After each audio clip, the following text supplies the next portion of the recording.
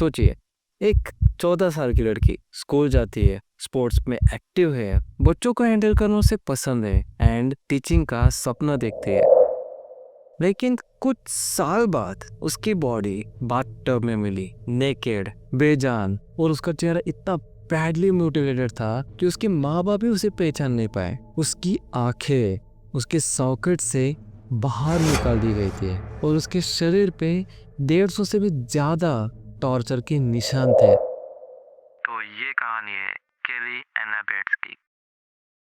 Manchester, England में पैदा हुई 18 मई 1978 को। बच्चों से प्यार करती थी, खुद कॉन्फिडेंट और स्वीट थी, फुटबॉल, स्विमिंग और ड्राइंग में इंटरेस्टेड थी। सपने बहुत सिंपल थे। वो टीचर बनना चाहती थी, अपने माँ बाप टॉमी और मार्गरेट के साथ एक प्यारी सी जिंदगी जी रही थी। उसकी जिंदगी में कोई डार्कनेस नहीं था जब तक वो 1993 में एक आदमी से नहीं मिली। नाम था जेम्स पैटरसन स्मिथ।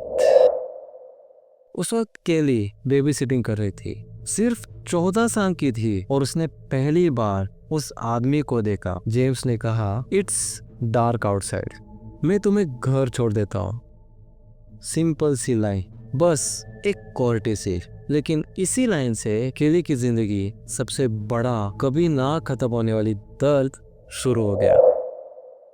उस वक्त केली नहीं जानती थी कि जेम्स 48 साल का है। वो उसे छोटा दिखने का एक्टिंग करता था। पहले दोस्ती करता, फिर रात को फोन कॉल्स, फिर लेटर्स, रोमांटिक नोट्स, कॉम्प्लीमेंट्स, और धीरे धीरे उसने केली को कन्विंस किया वो उसका बॉयफ्रेंड बन गया है। केली कहती थी वो मुझे समझता है, लेकिन वो उस मैनिपुलेशन को प्यार समझती रही। अपने पेरेंट्स से झूठ बोला, उन्हें कभी उसका असली एज नहीं बताया। उन्होंने सोचा स्कूल का कोई लड़का होगा, लेकिन जब उन्होंने पहली बार उसे देखा वो शॉक में आ गए। मार्गरेट कहती है, उसका चेहरा देखते ही मेरे बाल खड़े हो गए थे। टॉमी उस वक्त चुप था, लेकिन उसका चेहरा कह रहा था कि कुछ तो गलत है। पर केली पे स्मिथ का पूरा कंट्रोल था, इमोशनल, मेंटल और धीरे धीरे फिजिकल भी। वो पेरेंट्स की बात नहीं सुनती थी,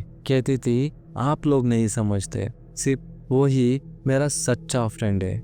लेकिन ये जेम्स सिर्फ एक फेक लवर नहीं था, ये एक डेंजरस प्रेडेटर था। केली से पहले भी उसने कई लड़कियों की जिंदगी बर्बाद कर रखी है।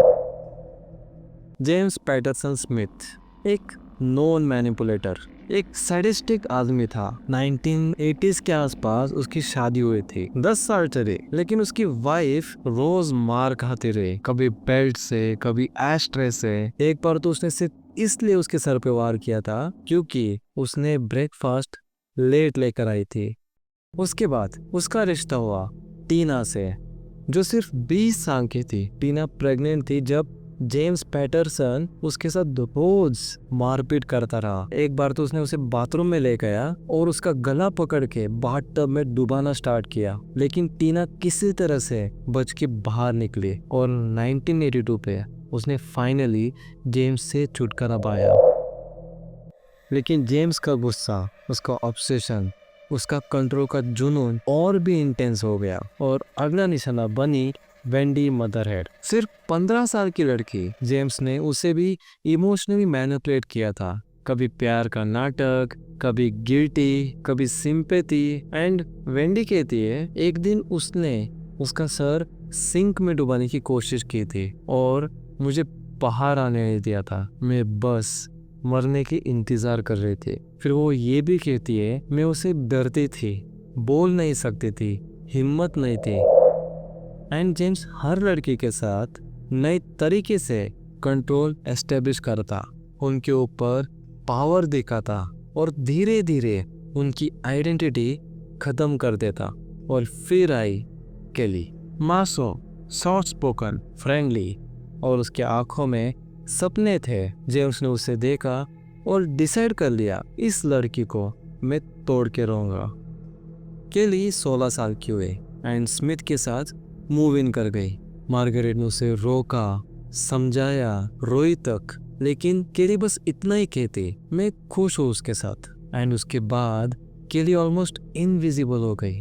कार्ड्स आने लगे बर्थडे पे लिखे केली के नाम से, लेकिन मार्गरेट को समझ आया ये हैंडराइटिंग केली की नहीं है, ये जेम्स लिखता है केली के नाम से, क्योंकि सब कुछ उसके कंट्रोल में था। उनके पास ना कॉल आते ना विजिट्स होते। एंड जब ये लोग पुलिस के पास गए, उन्होंने कहा शी इज 60, उसका राइट है अपनी मर्जी से रहना। तो वक्त बीतता गया और मार्च 1996 के बाद केली कहीं नजर नहीं आई। और फिर 16 अप्रैल 1996 जेम्स स्मिथ पुलिस स्टेशन चला गया, एकदम काम, ब्लैंक, और पुलिस को ये बोलता है मेरी गर्लफ्रेंड गिर गई बाथटब में और मर गई। हाँ, अब पुलिस के घर जाते हैं, दरवाजा खुलता है और अंदर वो देखते हैं एक लिविंग नाइटमेयर।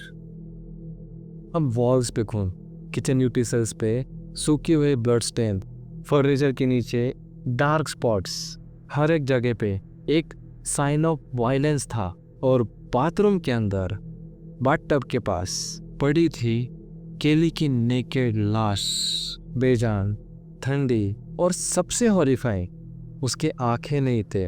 पोस्टमार्टम रिपोर्ट आता है केली के शरीर पर 150 से भी ज़्यादा इंजरीज थे। उसकी आंखें उसके सॉकेट से निकाल दी गई थी, उसका मुंह कट किया गया था, कान फाड़ गए, नोज डिसफिगर्ड थी, जेनिटल एरिया सीवियरली म्यूटिलेटेड था एंड उसका वेट सिर्फ 27 केजीज तक आ गया था। उसने कुछ दिन तक कुछ खाया भी नहीं था। एंड इतना ही नहीं, उसके नी कैप्स एंड उसके हाथ क्रश किए गए थे। वो 4 हफ्तों तक रोज टॉर्चर सहा करती थी। रोज सुबह स्मिथ पानी उबलता और केली को उल्टा लेटा कर उसके हिप्स पे डालता एंड ये कहता है मैं तुम्हें शेप दे रहा हूँ। आयरन हीट करता है और उसके थाइस पे रखता है। स्किन सिजल करती, वो चीखती चिल्लाती, पर जेम्स उसका मुंह बंद कर देता है। वो उसे खाना सीजर पे रख के खिलाता है एंड जब वो नहीं खाती तो स्क्रू ड्राइवर से उसका मुंह पे स्टैब करता। एंड जब स्वेलिंग बढ़ गई तो सेम स्क्रू ड्राइवर से उसके लिप्स को पंचर कर देता था। नाक को काटा गया, कान को तोड़ दिया गया। उसने रेजिस्ट किया तो उसके हाथ ही तोड़ दिए गए थे। एंड जब उसका चेहरा जिंदा जख्म बन गया तो जेम्स ने उसके बाल एक एक करके खींचता रहा एंड उसका आधा सर गंजा हो चुका था। और एक रात वो केली के ऊपर बैठ गया, उसके आंखों के कोने में उंगली घुसाई, नर्व्स फील किया गया और आंखों को खींच के बाहर निकाला एंड बाद में सीजर से उस आंखों के नर्व्स को काट दिया गया एंड फिर उस आंखें को साइड में रख दी। अब इतना ही नहीं, अब वो सॉकेट्स के अंदर सीजर लेके बार बार स्टैब करता रहा एंड ये सब करते वक्त वो जिंदा थी। अब वो देख नहीं सकती थी, ना हिल सकती थी, ना कुछ बोल सकती थी। बस वो एक ही काम कर सकती थी कि वो सांस ले रही थी, मौत का इंतजार कर रही थी। एंड 17 अप्रैल के दिन स्मिथ ने बाथटब भरा एंड ये क्रूएल्टी बस इधर ही खत्म नहीं हुआ। अब वो शावर हेड लेके उसके सर पे बार बार वार करता रहा और फिर उसे पानी में डुबा दिया। एंड यही वो वक्त था जब केली ने आखिरी सांस ली एंड वो वक्त था जब इंसानियत हार गई। अब कोर्ट रूम में स्मिथ ने ये कहा वो खुद चाहती थी कि मैं ये सब करूं। अब ज्यूरी ने सिर्फ 1 घंटे के अंदर उसे गिल्टी डिक्लेयर कर दिया। जज बोला you are a danger to women. मैं इंश्योर करूंगा कि तुम कभी किसी और को हाथ ना लगा सको। ज्यूरी की हर मेंबर को काउंसलिंग का ऑफर किया क्योंकि उन्होंने जो सुना वो इंसानियत से बाहर था। एंड मार्गरेट ये कहती है कि लोग कह रहे हैं कि वो मॉन्स्टर है, बट मैं कह रही हूँ एक जानवर भी ये सब नहीं करता। एंड टॉमी, उसने अपनी बेटी को मॉर्चुरी में पहचाना, उस लड़की को जिसके सपने थे, जिसने सिर्फ प्यार चाहा था। केली एनीबेट्स की कहानी सिर्फ एक मर्डर नहीं था, ये एक सिस्टम फेलियर का सबूत है। आज अगर तुम सुन रहे हो तो याद रखना, कभी किसी केली की आंखों में दर्द दिखे तो मुंह मत मोड़ लेना। कभी किसी केली चुप रहे तो उसे पूछना जरूर, तुम ठीक तो हो ना। रेस्ट इन पीस केली।